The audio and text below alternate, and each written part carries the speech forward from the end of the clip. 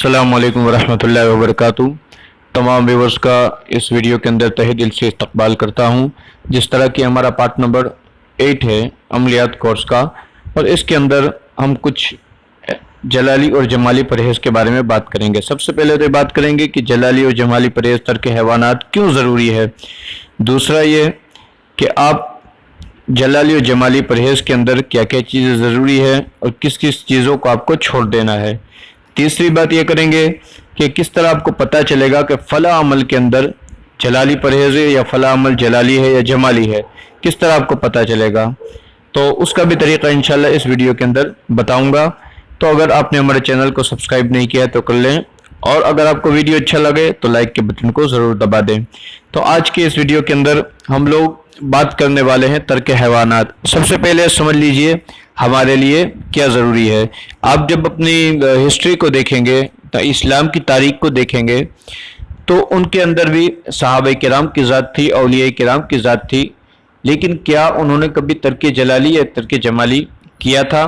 हज़रत खालिद बिन वलीद रज़ियल्लाहु तआला अन्हु का वाक़या मशहूर है कि पहला तो ये कि किसी पादरी ने कहा था, दूसरा ये कि जब आप कोई किला फतेह करने के लिए गए थे तब कोई जासूस आया था और आपके खाने के अंदर, मुसलमानों के खाने के अंदर वो चाहता था कि जहर मिला दे। जब ये बात हज़रत खालिद बिन वलीद रज़ियल्लाहु तआला अन्हु को पहुंची, आपने उस शख्स को तलब किया, पकड़ लिया गया, और जब वो लेके आया आपने कहा कि क्या मारने, किसको मारने आए हो। तो उसने कहा कि मैं तो तमाम मुसलमानों को ये जहर कातिल देने आया था, और ऐसा जहर है कि अगर खाने में डाल दिया जाए और एक लुक़मा भी अगर कोई खाए तो फिर वो लुक़मा उसके हलक के नीचे नहीं उतरेगा, इतना तेज़ है। आपने फरमाया लाओ वो जहर की शीशी आपने ली और इस दुआ को पढ़ा जो नबी करीम सल्लल्लाहु अलैहि वसल्लम ने तालीम फरमाई थी, बिस्मिल्लाहिर्रहमानिर्रहीम, बिस्मिल्लाहिल्लज़ी ला यदुर्रु मअ इस्मिही शैउन फिल अर्ज़ि वला फिस समा व हुवस समीउल अलीम। इस दुआ को पढ़ी और जहर को पी लिया। जहर को पीना था, थोड़ी देर तक पसीना होता रहा। इसके बाद अब अपनी हालत में, और उससे फरमाया कि वो एक खालिद को नहीं मार सकता ये जहर, लिहाजा पूरी मुसलमान कौम को कैसे मारेगा, पूरे लश्कर को कैसे मारेगा।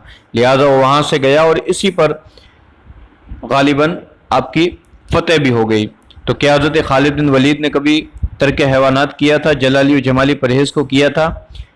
तो बात यहाँ पर यह पाई जाएगी कि कोई परहेज़ नहीं किया था, फिर वो ज़बान के अंदर वो तासीर किस तरह पैदा हुई। तो बात दरअसल ये है कि वो तो इश्क़ मुस्तफ़ा सल्लल्लाहु अलैहि वसल्लम में डूबे हुए थे और उन्हें कोई जलाली जमाली परहेज़ की ज़रूरत ही नहीं पड़ती थी। ख़ुद उनकी ज़बान एक जलाली और जमाली परहेज़ से इस तरह आरास्ता थी कि बस वो जो अपनी ज़बान से कहते थे वो हो जाता था, कभी किसी अमल की ज़रूरत ही नहीं पड़ती थी। लेकिन हमें ये परहेज़ जलाली या परहेज़ जमाली की ज़रूरत क्यों पड़ती है, इसलिए कि हम लोग गुनाहों के अंदर डूबे हुए हैं, दिन रात गुनाह के काम में लगे हुए हैं, दिन रात गुनाह करते रहते हैं।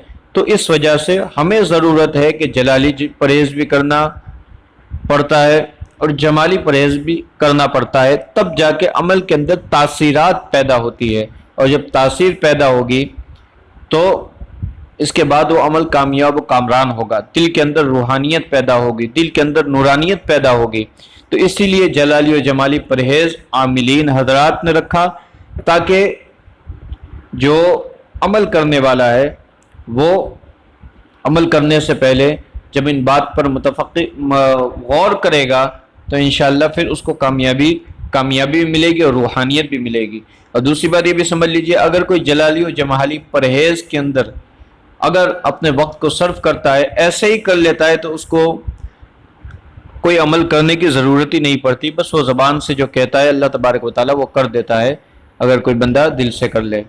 ठीक है, तो आगे देखिए, परहेज़ जमाली या परहेज़ जलाली, ये दो तरह के परहेज़ तर्क हैवानात में होते हैं। तो सबसे पहले हम लोग लेंगे परहेज़ जमाली। परहेज़ जमाली अगर आप कर रहे हैं तो गोश्त, मछली, सिरका, प्याज, लहसुन, ये तमाम चीज़ आप नहीं खा सकते, नहीं जमा कर सकते हैं। दही और मिठाई भी खाने से ममानियत की गई है। सरसों का तेल استعمال کر سکتے ہیں، مگر اس کی پاکیزگی کا آپ کو بالکل خیال رکھنا ہوگا کہ وہ پاک ہے، کہیں ایسی جگہ سے نہ آیا ہو کہ وہ ناپاک ہو، اس کا بھی آپ کو خیال رکھنا ہوگا۔ پرہیز جمالی کے اندر کیا ہے کہ پرہیز جلالی کے اندر مچھلی، گوشت، انڈا، لہسن، پیاز، شہد، مشک، سرکہ، مولی، سینگ وغیرہ، چھہارا اور دیگر میوہ جات، اس سے آپ کو قطعی پرہیز کرنا ہوگا۔ اور اگر آپ کرنا چاہتے ہیں تو صرف شرط یہ کہ خود اپنے سامنے مسلمان تیلی ہو، جو تیل بنانے والا ہو، یا کوئی مسلمان ہو، اس سے آپ تیل نکال کر آپ سرسوں کا تیل استعمال کر سکتے ہیں، اور اس کے بعد باقی تیل کو کھانے سے منع کیا گیا ہے۔ اسی طرح کوئی نشے والی چیز بھی آپ استعمال نہیں کر سکتے، چاہے پان ہو جس سے نشہ ہوتا ہو، مطلب وہ نشہ نہیں جو عمومی طور پر ہوتا ہے، بس وہ ایک عادت ہو جاتی ہے، جس طرح بیڑی سگریٹ ہے وہ ضروری ہوتا ہے، تو لہذا اس کو بھی آپ استعمال نہ کریں، اس کو بھی آپ نہ کریں تو بہتر ہے۔ چمڑے کا جوتا استعمال نہ کرے، خط نہ بنوائے، ناخن بھی تراشنے کی منع، جمع کرنے کی بھی منع، اور غیر کے بستر پر نہ لیٹے، ملنا جلنا اس سے بھی پرہیز کریں، خلوت کو اختیار کریں، بالکل اکیلے، ہر وقت باوضو رہنا ہے، اور اگر طاقت ہو تو روزہ بھی رکھیں، اور اگر کوئی خدمت گار بھی آپ کے پاس موجود ہے تو اس کا بھی پرہیزگار اور نیک ہونا یہ شرط ہے۔ روز غسل کرنا ہے، کپڑے بدلوانے ہیں، اور بغیر سلا ہوا کپڑا پہننا ہے، یہ بھی بہتر ہے، اور یہ بھی خیال رکھیں کہ خون جسم کے کسی حصے سے بھی باہر نہ نکلنے پائے، اور وہ درخت جس میں دودھ نکلتا ہو اس کا پتا نہ توڑے، شاخ اور پھول اور میوے اپنے ہاتھ سے نہ توڑے، نہ کاٹے۔